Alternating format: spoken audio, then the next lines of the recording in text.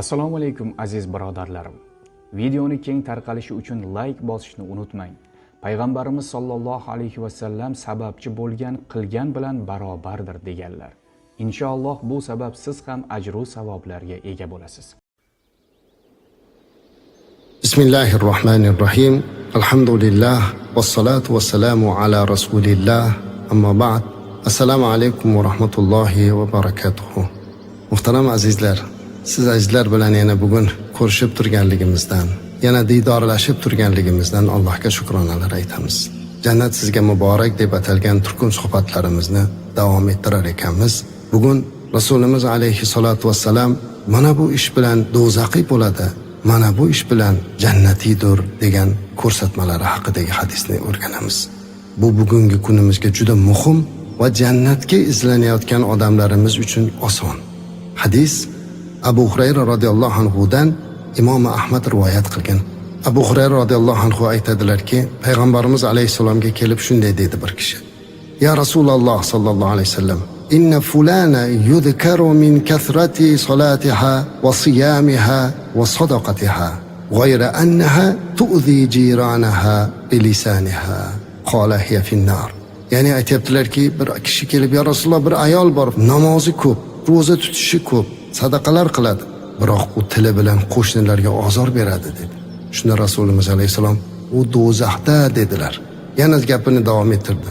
"Falonchi ayol bor, u ayoldan nafl roza, nafl sadaqalar yo'q, namozi kam, ya'ni nafl namozlari kam, bir ikki dona qurtopni bo'lsa ham sadaqa qiladi, lekin u tili bilan qo'shnilarga ozor bermaydi." Shunda Rasulimiz alayhisalom, "Hiya fil janna", u ayol jannatdadir dedilar. Azizlar, bu hadis muhim hadis. Do'zaxga tushib qolishlikdan saqlanish, jannatiy bo'lishlik imkoniyatini o'rgatyapti. Ya'ni qo'shnilar bilan husn muomalada bo'lish. Har qanday jamiyat bor ekanki, qo'shni bor azizlar. Bu jamiyatda qo'shnilarsiz yashab bo'lmaydi. Qolaversa siz bilan biz yashayotgan mana shu yurtda butun dunyoga namuna bo'ladigan darajada qo'shnichilik muomalasi bo'lgan. Lekin tan olib aytinglar azizlar, yildan yilga qo'shnilar muomalasi o'zgarib bormoqda. Bir necha yillar muqaddamgi qo'shnichiliklarni bilsak yoki badiiy kitoblarda bergan qo'shnilar haqidagi kitoblarni o'qiganimizda hayron qolamiz. Yoki yoshi ulug'lar bilan suhbatlashganda momolarimiz qo'shnilarni haqida shunday bir iliq gaplarni gapiradi. Biz ham ba'zan yoshligimizni eslasak, qo'shnilarimizni qarindosh deb o'ylagan ekanmiz deymiz. Keyin bilsak qo'shni ekan xolos.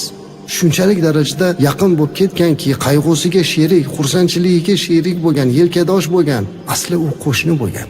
Agar mana shu qo'shnichilikni chiroyli yo'lga qo'ysa, zero nafl ibodatlari kam bo'lsa ham, ammo qo'shnilari undan rozi bo'lib turgan bo'lsa, demak bu inson jannatiy azizlar.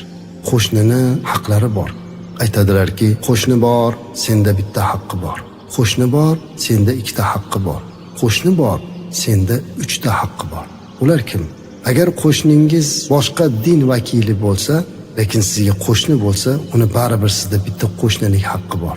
U bilan chiroyli muomala qilasiz, qo'lingizdan kelsa yaxshilik qilasiz. Chunki uni qo'shnilik haqqi bor. Agar qo'shningiz sizga ham qo'shni ham musulmon bo'lsa, unda sizda ikkita haqqi bor. Ham qo'shnilik haqqi, ham musulmonlik haqqi.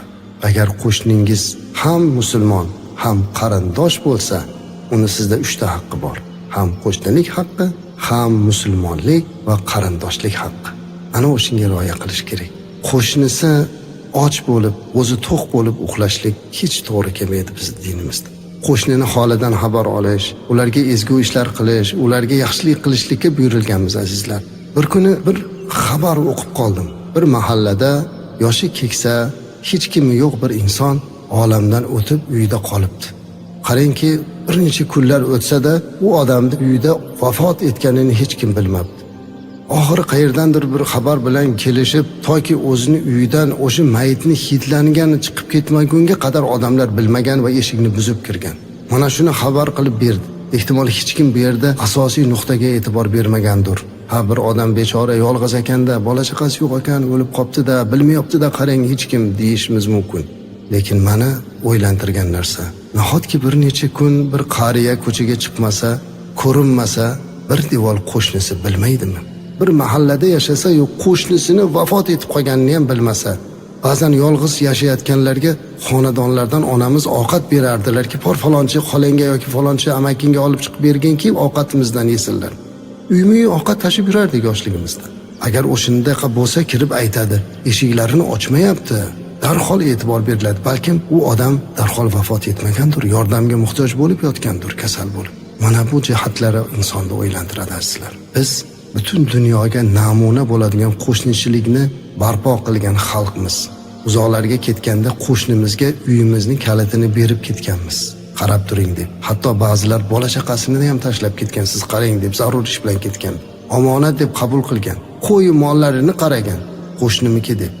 Qo'shniga ozor bermasin deb uylarini baland qilmagan bir-biriga. Hozir aksincha musobaqalashadi. Iloji bo'lsa qo'shninikidan balandroq qilish kerak. Oldinlari qo'shnimi uyga soya tushib qolmayaptimikin, qo'shnim ozor topmaydimikin deb nima qilsa so'ralgan. Lekin nega bunday bo'lyapti? Bu azizlar o'ylanadigan narsa. Bugun jannatni yo'llarini izlarkanmiz.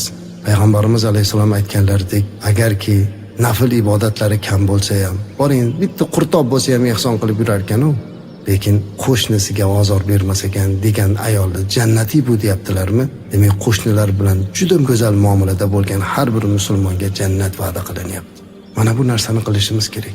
Ba'zan mahalla qo'shnichilik shu darajada bo'ladiki, bitta bolaga bir nechta qo'shni otalik qiladi. Ularning holidan xabar oladi, ularni ko'zi kuzatib turadi. Ana bu qo'shnilarning haqqi azizlar. Albatta biz qo'shnilar haqida alohida bir suhbat qilishimiz mumkin. Bu juda katta mavzu o'zi, lekin bugun biz jannat yo'llarini izlayapmiz. Payg'ambarimiz alayhisalom jannatga kirmoqchi bo'lgan insonning tilidan qo'shnisi ozor topmasin dedilarmi? Agar qo'shningiz sizni tilingizdan ozor topmayotgan bo'lsa, qo'shningiz sizni yomonligingizdan omonda bo'lsa, qo'shningiz siz haqingizda yaxshi fikrlarni berib rahmat aytib turgan bo'lsa, jannatiylar ro'yxatidanligingiz muborak bo'lsin.